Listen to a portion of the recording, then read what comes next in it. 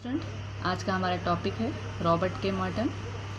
तो रॉबर्ट के मॉर्टन का जन्म जो है सन 1910 ईस्वी में फिलाडेल्फिया अमेरिका में हुआ था।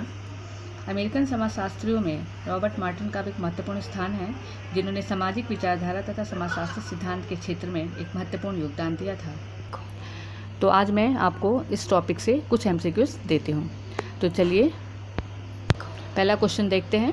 स्वतः साधक भविष्योक्ति की संकल्पना की व्याख्या किसने की है? पहला है मैक्स वेबर, दूसरा है आर के मॉर्टन, तीसरा है टी पार्सन्स, चौथा है इनमें से कोई नहीं। उसके बाद आता है भूमिका द्वंद्व के संरचनात्मक सिद्धांत का प्रतिदान किसने किया है?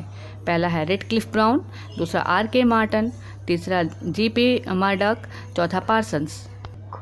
उसके बाद आता है प्रकारात्मक विकल्पों की अवधारणा का सुझाव किसने दिया है? मैक्स वेबर ने, दूसरा मार्क्स ने, तीसरा स्माइल दुर्खिम ने, चौथा आर के मॉर्टन ने। अब इसके बाद आता है अगला प्रश्न।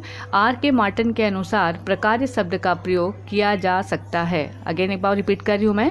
आर के मॉर्टन के अनुसार प्रकार्य शब्द का प्रयोग किया जा सकता है। पहला है 3 अर्थों में, दूसरा है 4 अर्थों में, तीसरा है 5 अर्थों में और लास्ट है 6 अर्थों में। अब उसके बाद अगला आता है मॉर्टन ने प्रकार्यवाद से संबंधित कौन सी अवधारणा दी है? अगेन रिपीट कर रही हूँ मैं। मॉर्टन ने प्रकार्यवाद से संबंधित कौन सी अवधारणा दी है? अब पहला ऑप्शन है अकार्य, दूसरा है अपकार्य, तीसरा है प्रकट एवं अप्रकट प्रकार्य और तीसरा इनमें से कोई नहीं। अब इसके बाद अगला आता है होपी जनजाति का उदाहरण मॉर्टन ने किस प्रकार के लिए किया है? पहला है प्रत्यक्ष प्रकार्य, दूसरा अप्रकार्य, तीसरा निहित प्रकार्य, चौथा दुष्प्रकार्य। अब इसके बाद अगला आता है मध्य सीमा का सिद्धांत किसने दिया? पहला है मॉर्टन, दूसरा आंद्रे बेताई, तीसरा पार्सन्स, चौथा दुर्खिम। अब इसके बाद अगला आता है किसने मध्य सीमा सिद्धांत को कुख्यात सिद्धांत कहा है? पहला है डेहरनडॉर्फ, सेकंड है आंद्रे बेताई, तीसरा फ्रांसिस अब्राहम, चौथा पार्सन्स। अब आता है 9 प्रश्न। व्यक्त और अव्यक्त प्रकार का वर्गीकरण किसने किया? पहला है पार्सन्स ने, दूसरा मॉर्टन ने, तीसरा मैक्स वेबर ने, चौथा दुर्खिम ने।